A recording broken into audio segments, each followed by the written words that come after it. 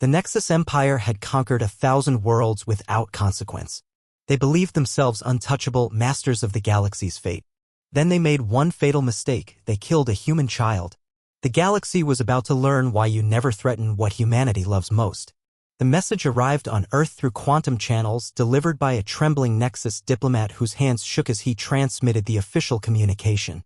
Ambassador Chin Wei read the words with growing horror. Regrettably, during standard pacification procedures on Colony 7, collateral damage resulted in the termination of one human juvenile.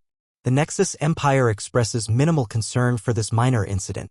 The child's name was Emma Martinez, 8 years old, killed during what the Empire called a routine enforcement action against smugglers on a remote trading station. Her only crime was being in the wrong place when Imperial forces decided to make an example of human defiance. The Empire viewed it as an insignificant casualty in their ongoing expansion. They had no idea what they had just unleashed. One child, President Sarah Chan said quietly, her voice carrying across the emergency session of the Earth Defense Council.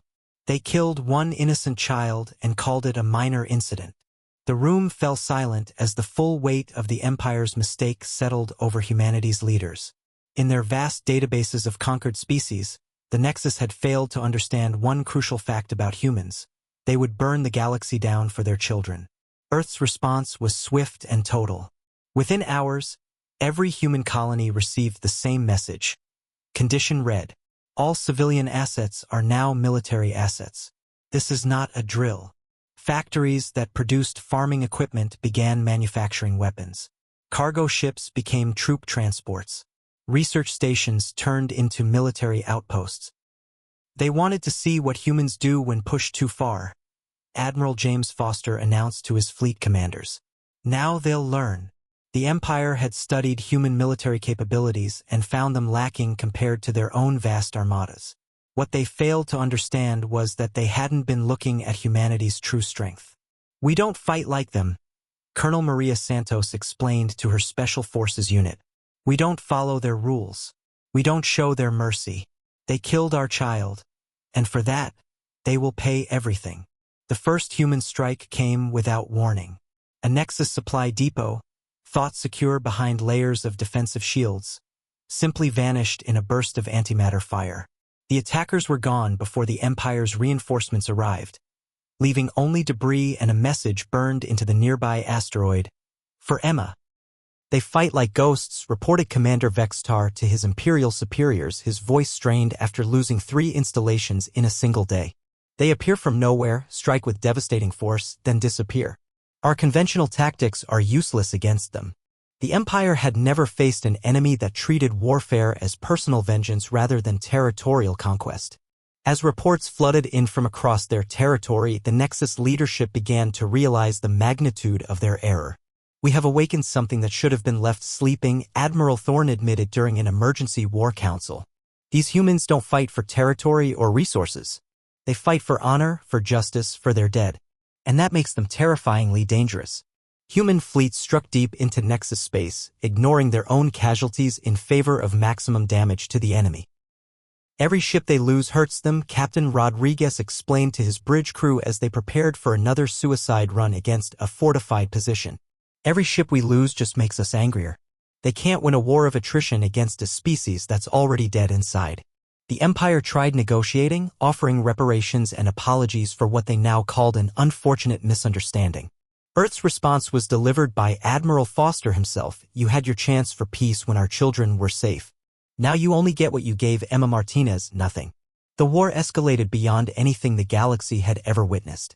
Human tactics grew increasingly ruthless, targeting not just military installations but the Empire's ability to maintain control over their conquered territories.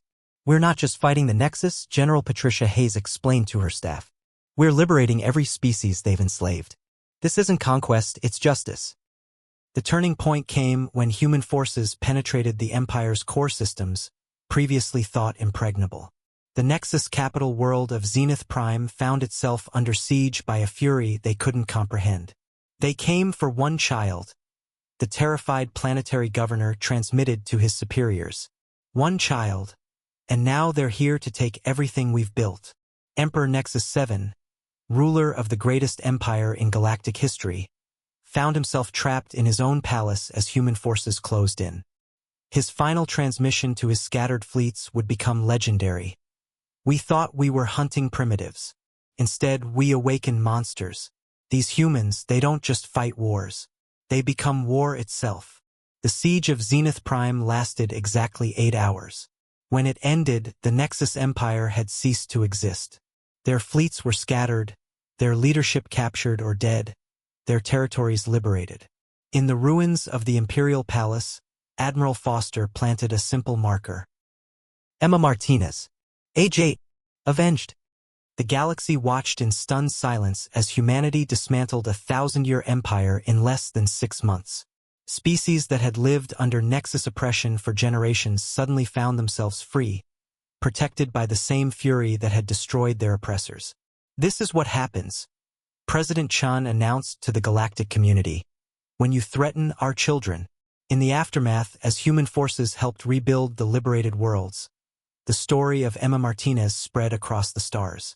Her name became a symbol of why humanity was never to be underestimated. One child, the histories would record. One innocent child, and the galaxy's greatest empire fell. The war had lasted 6 months and 23 days. The Nexus Empire, which had ruled for a millennium, was completely destroyed. And throughout human space, children played safely, protected by the knowledge that their species would move heaven and earth to keep them safe. "We are not conquerors," Admiral Foster said at the victory ceremony. "We are guardians, and we guard what matters most."